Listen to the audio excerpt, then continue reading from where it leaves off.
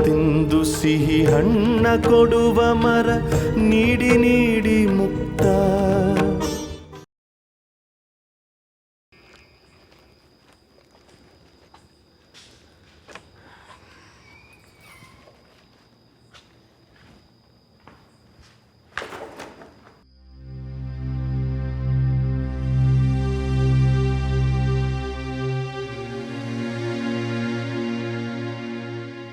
ವಿದಿತಾ, ಅತ್ತೆ ಮಾವನಿಗೆ ರಂಜಲಾಲ್ ಮಿಶ್ರಾ ಸಿಕ್ಕಿರೋ ವಿಷಯ ಹೇಳ್ಬಿಡೋದು ಒಳ್ಳೇದಲ್ವಾ? ಬೇಡ ಶಶಿ, ಅವ್ರು ಇದನ್ನೇ ದೊಡ್ಡ ವಿಷಯ ಮಾಡ್ತಾರಷ್ಟೆ. ಆದ್ರೂ ನಿವೇದಿತಾ, ಮಿಶ್ರಾ ಬಂದು ನಮ್ಮನ್ನು ಮಾತಾಡ್ಸಿದ್ದು ಅವ್ರಿಗೆ ಆಮೇಲೆ ಗೊತ್ತಾದರೆ ಸುಮ್ಮನೆ ಬಿಡ್ತಾರಾ? ನನಗೇನೋ ಹೇಳ್ಬಿಡೋದು ವಾಸಿ ಅನಿಸುತ್ತೆ. ಬೇಡ ಶಶಿ, ಅಮ್ಮನ ವಿಷಯ ಗೊತ್ತಲ್ವ ನಿನಗೆ?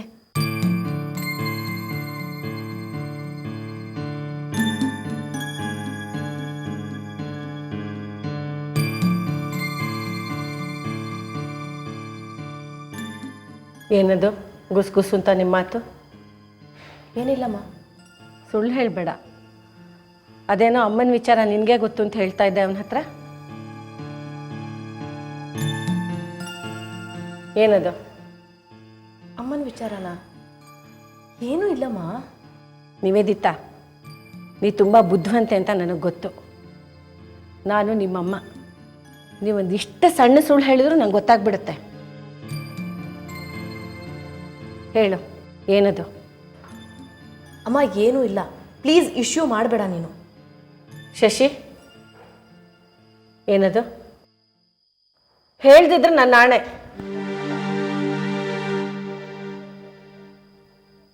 ಏನು ಹೇಳು ಶಶಿ? ಮತ್ತೆ ನಾವು ಸತ್ಯಾಗ್ರಹ ಮುಗಿಸ್ಕೊಂಡು ವಾಪಸ್ ಬರ್ತಿರ್ಬೇಕಾದ್ರೆ ಮಿಶ್ರಾ ಕಡೆಯವ್ರು ನಮ್ಮನ್ನು ತಡೆದು ಬೆದರಿಸಿದ್ರು. ಏನು? ಮಿಶ್ರಾ ಮತ್ತೆ ಬೆದರಿಕೆ ಹಾಕಿದ್ನ? ಏನಂದ್ರೆ? ಸ್ವಲ್ಪ ಬರ್ತೀರಾ ಇಲ್ಲಿ? ಏನು ನೋಡಿ, ಇವತ್ತು ರಂಜನ್ಲಾಲ್ ಮಿಶ್ರಾ ಮತ್ತೆ ಇವ್ರು ಬರೋ ದಾರಿಗೆ ಅಡ್ಡ ಹಾಕಿ ಇವ್ರಿಗೆ ಬೆದರಿಕೆ ಹಾಕಿದಾನಂತೆ.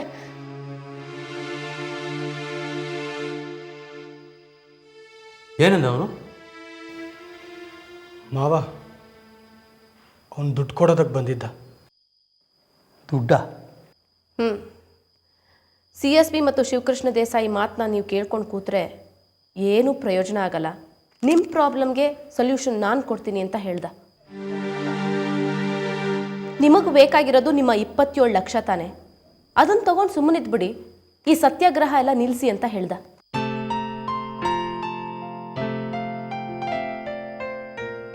ಏನು 27 ಲಕ್ಷ ವಾಪಸ್ ಕೊಟ್ನಾ?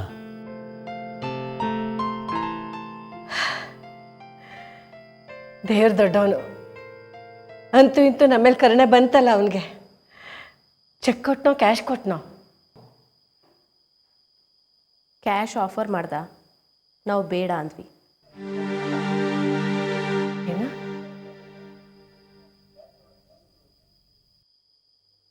ಬೇಡ ಅಂದ್ರ? ಯಾಕೆ? ಅವರು ನಮ್ಮ ದುಡ್ಡು ಮಾತ್ರ ಕೊಡೋದಕ್ಕೆ ರೆಡಿಯಾಗಿದ್ರು.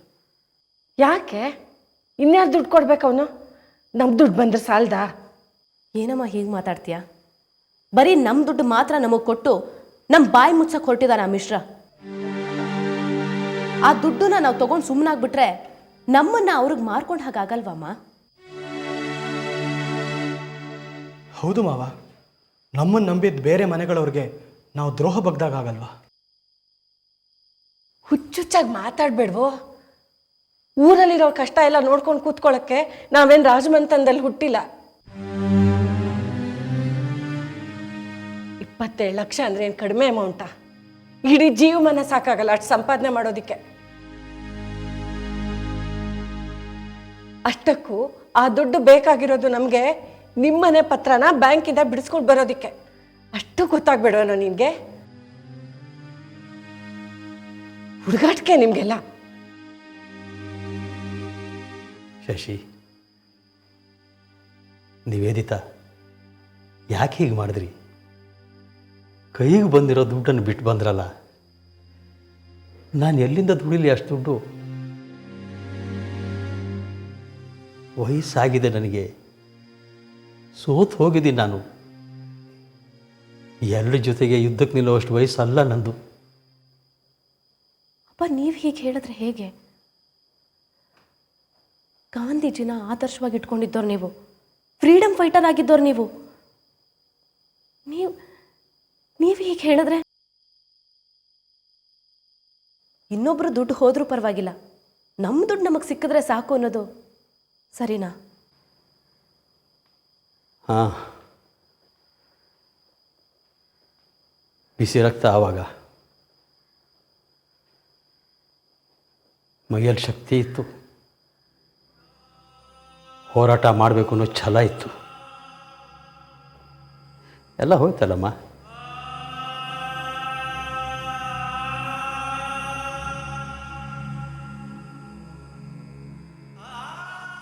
ಶಾಂಭವಿ ಪಾಪ ನಮ್ಮ ಮೇಲಿನ ಅಭಿಮಾನದಿಂದ ತನ್ನ ಮನೆ ಪತ್ರನ ಸಾಲಕ್ಕೆ ಜಾಮೀನಾಗಿ ಕೊಟ್ಟಳು. ಕಷ್ಟಪಟ್ಟು ಗಳಿಸಿದ ದುಡ್ಡಿಂದ ಅಪಾರ್ಟ್ಮೆಂಟ್ ಕೊಂಡ್ಕೊಂಡ್ವಿ. ಅಪಾರ್ಟ್ಮೆಂಟ್ ಬಿದ್ದು ಹೋಯಿತು. ಎಲ್ಲಿಂದ ತರೋದು ಹಣನ? ಹೇಗೆ ತೀರಿಸಲಿ ಸಾಲನ? ಬಂದಿರೋ 27 ಲಕ್ಷ ನೀವು ಬಿಟ್ಕೊಟ್ರಿ, ನಾವೇನು ಮಾಡೋದು? ನಾವು ಸೋಲ್ಬಾರ್ದಪ್ಪ. ರಂಜನ್ಲಾಲ್ ಮಿಶ್ರಾ ನಮ್ಮ ಹಠಕ್ಕೆ ಹೆದರಿ ಇವತ್ತು ನಮಗೆ 28 ಲಕ್ಷ ರೂಪಾಯಿ ಕೊಡೋಕ್ಕೆ ಸಿದ್ಧವಾಗಿದ್ದಾನೆ ಅಂದರೆ ನಾವಿನ್ನೊಂದು ಸ್ವಲ್ಪ ದಿನ ಕಾದರೆ ಎಲ್ರಿಗೂ ಹಣ ಕೊಡೋಕ್ಕೆ ಅವನು ಸಿದ್ಧವಾಗ್ತಾನೆ. ಇವತ್ತು ನಮಗೆ ದುಡ್ಡು ಕೊಡ್ತಿದ್ದಾನೆ ಅಂತ ನಾವು ತಗೊಂಬಿಟ್ರೆ ನಾವು ಸ್ವಾರ್ಥಿಗಳಾಗೋದಿಲ್ವಾ? ಅವನು ಮಾಡ್ತಿರೋ ಅನ್ಯಾಯದಲ್ಲಿ ನಾವು ಸೇರ್ಕೊಂಡು ಹಾಗಾಗೋದಿಲ್ವಾ?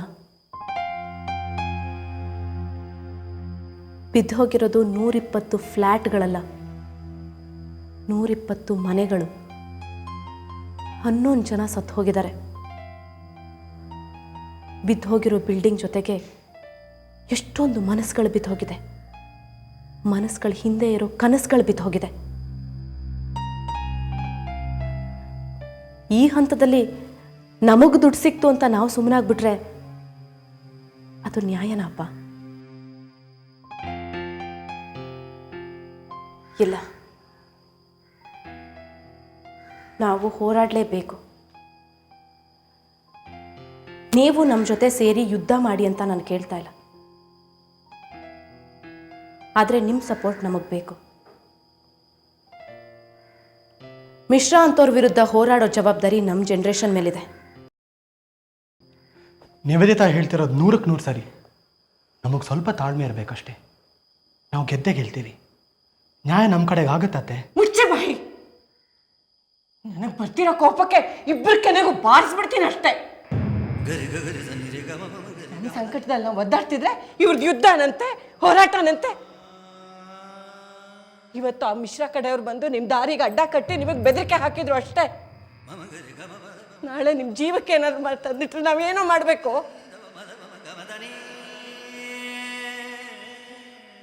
ಆ ವಾಸಂತಿ ಹೇಳಿದ್ಲಲ್ಲ ಆಕ್ಸಿಡೆಂಟ್ ಅಂತ, ಅಂಥದ್ದೇನಾದರೂ ಮಾಡಿಸಿ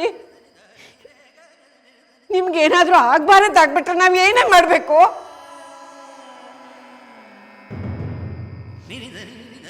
ಅಪ್ಪ ಅಮ್ಮಂಗೆ ವಯಸ್ಸಾಯಿತು. ಈ ವಯಸ್ಸಲ್ಲಿ ಅವ್ರಿಗೆ ಸ್ವಲ್ಪನಾದರೂ ನೆಮ್ಮದಿ ಕೊಡಬೇಕು ಅಂತ ನಿಂಗೆ ಅನ್ಸೋದೇ ಇಲ್ವೇನೆ? ನಮ್ಮನ್ನು ಕಂಡ್ರೆ ನಿನಗೆ ಕರುಣೆನೇ ಇಲ್ವಾ?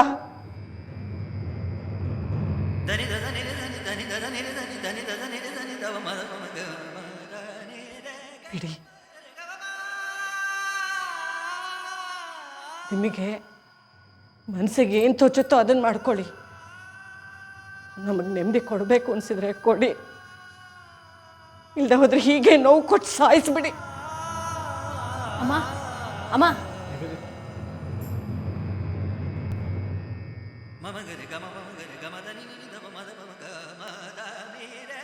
ನಿವೇದಿತಾ, ಶಶಿ, ನೀವು ಹೇಳ್ತಿರೋ ಸರಿ.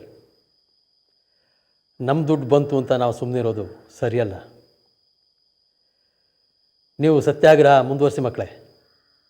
ನಾನು ಶಾರದಾಗಿ ಹೇಳ್ತೀನಿ.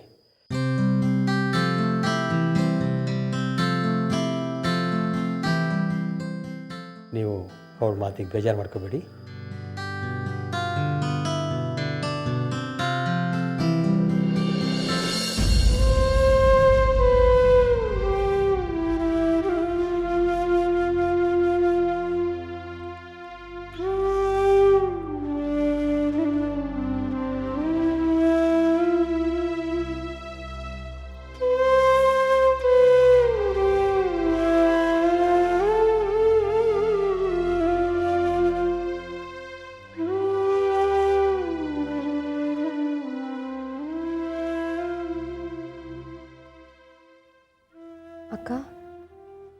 ಮಲಗಿಲ್ವಾ?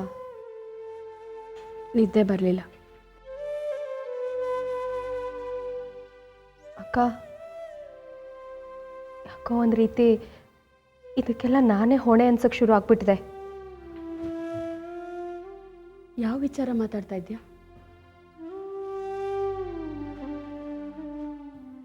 ನಮ್ಮ ಕೇಸಿನ ಖರ್ಚಿಗೆ ಮಧು 80,000 ಕೊಟ್ಟಿದ್ದಕ್ಕೆ ಮಂಗಳತ್ತೆ ವ್ಯಂಗ್ಯವಾಗಿ ಮಾತಾಡಿದ್ದು. ಪಾಪ ಚಂದ್ರಣ್ಣ ತನ್ನ PF ಹಣ, ಇನ್ಶೂರೆನ್ಸ್ ದುಡ್ಡು ಎಲ್ಲದನ್ನು ಮಂಗಳತ್ತೆಗೆ ಕೊಡಬೇಕಾಗಿ ಬಂದಿರೋದು. ಎಲ್ಲದಕ್ಕೂ ನಾನೇ ಕಾರಣ ಅಲ್ವಾ?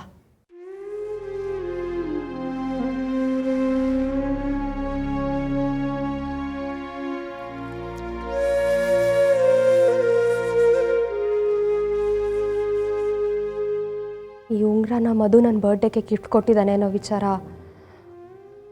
ಅವ್ರ ಹೊಟ್ಟೆಯಲ್ಲಿ ಬಗ್ಗಂದ್ಬಿಟ್ಟಿದೆ. ಮಧು ನನ್ನ ಇಷ್ಟಪಡ್ತಾನೆ ಅನ್ನೋದು ಮಂಗಳತೆಗೆ ಡೈಜೆಸ್ಟ್ ಮಾಡ್ಕೊಳ್ಳೋಕ್ಕೆ ಆಗ್ತಿಲ್ಲ.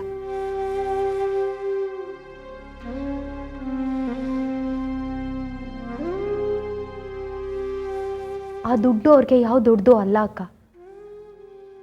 ಅವ್ರ ಮನೆಯವ್ರ ದುಡ್ಡು 60 ಲಕ್ಷಕ್ಕಿಂತ ಜಾಸ್ತಿ ಇದೆಯಂತೆ ಮಧು ಅಕೌಂಟ್ನಲ್ಲಿ. ಅವನೇ ಹೇಳ್ತಿದ್ದ. 80,000ಕ್ಕೆ ಮಂಗಳತ್ತೆ ಅಷ್ಟೆಲ್ಲ ವ್ಯಂಗ್ಯವಾಗಿ ಮಾತಾಡೋ ಅವಶ್ಯಕತೆ ಇರಲಿಲ್ಲ. ಆದರೂ ಹಾಗೆ ಮಾತಾಡೋದು ಅಂದರೆ ಏನರ್ಥ? ನನ್ನ ಮೇಲಿನ ಕೋಪ, ನಮ್ಮ ಮನೆಯವ್ರ ಮೇಲಿನ ದ್ವೇಷ.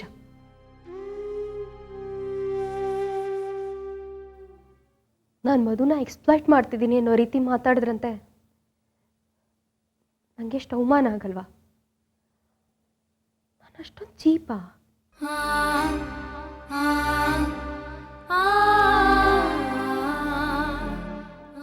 ಮಧು ಹತ್ರ ದುಡ್ಡಿದೆ ಅಂತ ನಾನು ಅವನ್ನ ಇಷ್ಟಪಡ್ತಾ ಇದ್ದೀನ ಅಕ್ಕ? ಇಷ್ಟ ಅನ್ನೋದು ಪರಸ್ಪರ ಅಲ್ವಾ? ಪ್ರೀತಿಗೆ ಅಂತ ಒಂದು ಘನತೆ ಇದೆ. ಮಂಗಳತ್ತೆ ಅದನ್ನ ತುಂಬಾ ಕೆಳಮಟ್ಟಕ್ಕೆ ಇಳಿಸ್ತಾ ಇದ್ದಾರೆ.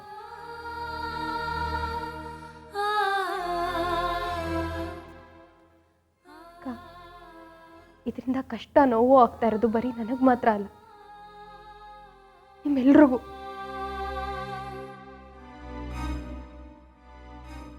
ಅದಕ್ಕೆ ಮಧುಗೆ ಫೋನ್ ಮಾಡಿ ಈ ಮದುವೆ ಆಗೋದು ಬೇಡ, ನಮ್ಮ ಪ್ರೀತಿ ಸ್ನೇಹ ಎಲ್ಲ ಮರ್ತು ಬಿಡು ಅಂತ ಹೇಳೋಣ ಅಂತಿದ್ದೀನಿ.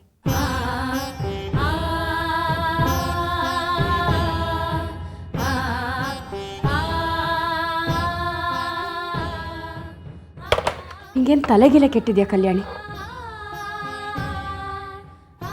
ಮಂಗಳತ್ತೆಗೆ ನಿನ್ನ ಮೇಲೆ ಕೋಪ ಇರ್ಬೋದು, ಹಾಗಂತ ಮಧು ಮನಸ್ಸನ್ನು ಯಾಕೆ ನೋಯಿಸ್ತೀಯ? ಟ್ರೈನಿಂಗಲ್ಲಿರೋ ಮಧು ವಿನಾಕಾರಣ ಟೆನ್ಷನ್ ಕೊಟ್ಟಾಗತ್ತೆ. ಹಾಗೆ ಫೋನ್ ಮಾಡಿ ಸಂಬಂಧ ಕಟ್ಕೊಂಡ್ಮೇಲೆ ಇಡೀ ಜೀವನ ಪಶ್ಚಾತ್ತಾಪ ಪಡ್ತೀಯ.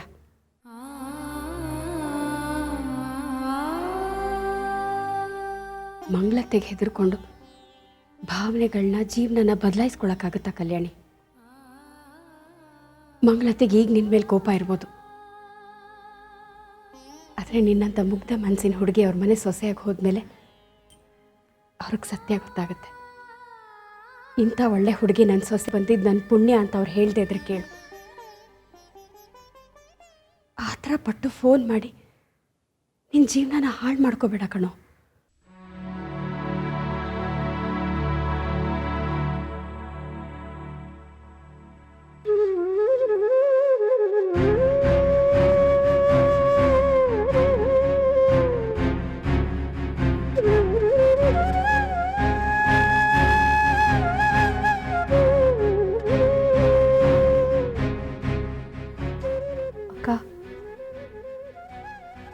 ನಂಗೊಂದು ಹೆಲ್ಪ್ ಮಾಡೋಕ್ಕಾಗತ್ತಾ?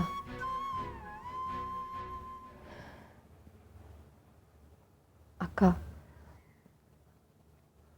ಮಧು ಕೊಟ್ಟಿರೋ ಈ ಉಂಗ್ರನ ಮಂಗಳತ್ತೆಗೆ ವಾಪಸ್ ಕೊಟ್ಬಿಡು. ಕಲ್ಯಾಣಿ, ಅದರ ಅವಶ್ಯಕತೆ ಇಲ್ಲ ಅನ್ಸುತ್ತೆ. ಇಲ್ಲ ಅಕ್ಕ, ಅವಶ್ಯಕತೆ ಇದೆ. ಮಂಗಳತ್ತೆಗೆ ಎಲ್ಲದಕ್ಕಿಂತ ಜಾಸ್ತಿ ಹಿಂಸೆ ಆಗ್ತಾ ಇರೋದು ಅದು ನನ್ನ ಬರ್ಡೇಗೆ ಈ ಚಿನ್ನದ ಉಂಗುರ ಕೊಟ್ಟಿದ್ದಾನೆ ಅಂತ.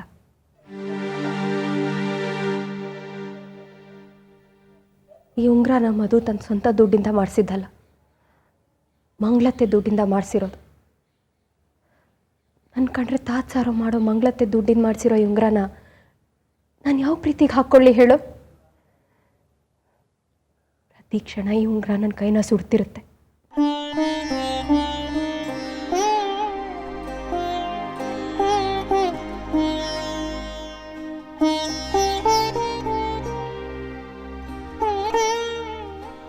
ಅದು ಈ ಉಂಗುರನ ನನಗೆ ಕೊಟ್ಟಾಗ ತಂಪು ಅನ್ನಿಸ್ತಿತ್ತು, ಹಿತ ಅನ್ನಿಸ್ತಿತ್ತು. ಅಲ್ಲಿವರೆಗೂ ಆರ್ಡಿನರಿಯಾಗಿ ಕಾಣ್ತಾ ಇದ್ದಿದ್ದು ನನ್ನ ಕೈ ಉಂಗುರ ಹಾಕೊಂಡ್ಮೇಲೆ ಎಷ್ಟು ಸುಂದರವಾಗಿದೆ ಅನ್ನಿಸ್ತಾ ಇತ್ತು. ಅಷ್ಟಿಷ್ಟ ಆಗ್ಬಿಟ್ಟಿತ್ತು ಈ ಬೆರಳು ನನಗೆ. ಆದರೆ ಈಗ ಉಂಗುರ ಭಾರ ಅನ್ಸಕ್ಕೆ ಶುರು ಆಗಿದೆ.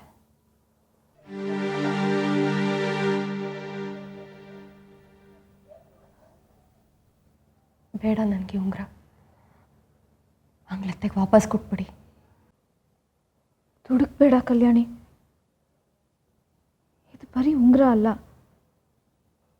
ಈ ಉಂಗುರ ನಿನಗೆಷ್ಟು ಮುಖ್ಯ ಅಂತ ನನಗೆ ಗೊತ್ತು. ಹಠ ಮಾಡಬೇಡ. ಮಧು ನಿನ್ನ ಮೇಲೆ ಇಟ್ಟಿರೋ ಪ್ರೀತಿ ಅಲ್ವಾ ಇದು. ಈ ಉಂಗುರ ನಿನ್ನ ಕೈಲೇ ಇರಲಿ. ನಾನು ಮಧುಗೆ ಹೇಳ್ಕೊತೀನಿ, ನಮ್ಮ ಮನೆಯವ್ರ ಸ್ವಾಭಿಮಾನನ ಕುಗ್ಸಿ ನನ್ನ ಪ್ರೀತಿ ಯಾವತ್ತೂ ನಗೋದು ಬೇಡ.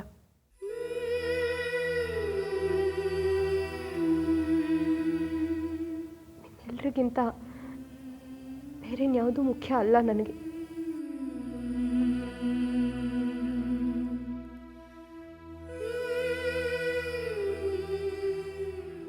ಈ ಉಂಗುರದಲ್ಲಿ ಮಧು ಪ್ರೀತಿ ಇದೆಯೇನೋ, ಆದರೆ ನನಗೆ ಕಾಣ್ತಿರೋದು ಬರೀ ನಮ್ಮ ಮನೆಯವ್ರಿಗಾದ ಅವಮಾನ.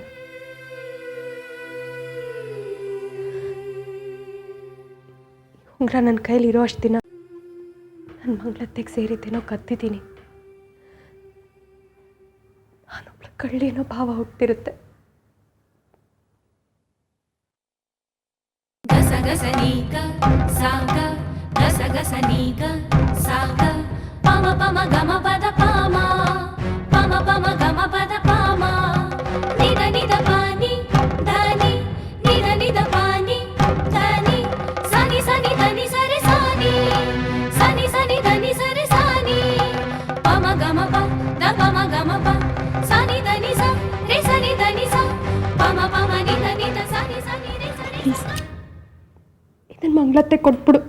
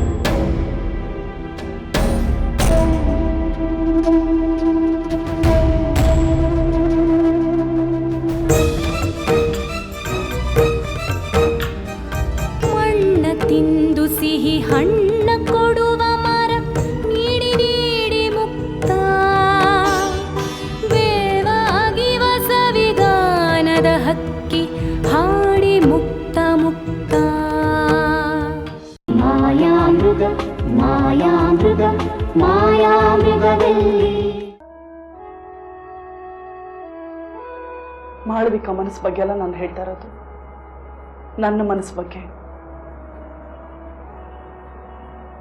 ನಿನ್ನ ಮನಸ್ಸ? ಕೃಷ್ಣ, ನಾನು ನಿನಗೆ ಯಾವತ್ತಾದ್ರೂ ಬಲವಂತ ಮಾಡಿದ್ದೀನ? ಯಾವ ವಿಚಾರ? ನನ್ನನ್ನು ಮದುವೆ ಆಗುವಂತ. ನನಗೆ ನಿನ್ನ ಬಗ್ಗೆ ವ್ಯಾಮೋಹ ಇತ್ತು ನಿಜ, ಆದ್ರೆ ಯಾವುದನ್ನು ಅತಿಕ್ರಮಿಸೋದಕ್ಕೆ ನಾನು ಇಷ್ಟಪಡ್ಲಿಲ್ಲ ಅಲ್ವಾ? ಯಾವುದಕ್ಕೆ ಈ ರೀತಿ ಹೇಳ್ತಾ ಇದೆಯಾ ನೀನು? ನೀನು ಮಾಳವಿಕಾ ದೂರ ಆಗಿ ಅಂತ ನಾನು ಯಾವತ್ತಾದ್ರೂ ಹೇಳಿದಿನ? ಇಲ್ಲ. ದೂರ ಆಗಬೇಡಿ ಅಂತ ತಾನೇ ಹೇಳ್ತಾ ಇದ್ದೆ. ಆದ್ರೂ ಯಾಕೋ ನೀವಿಬ್ರು ದೂರ ಆದ್ರಿ.